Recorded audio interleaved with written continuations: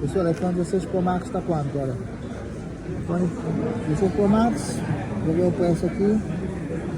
Sim, olha, 256 GB, tá 1.359 euros.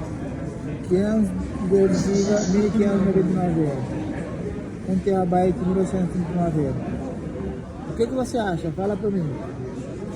1 TB, 1.839 euros. 512 GB, 1.599 euros.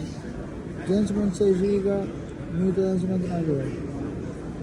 Ok, agora vamos ver se vale a pena. Vamos ver a câmera. Como é a câmera do iPhone 13 Pro Max.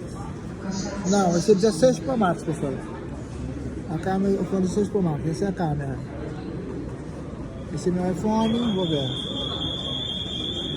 Vou ver qual é maior. Esse aqui é meu iPhone.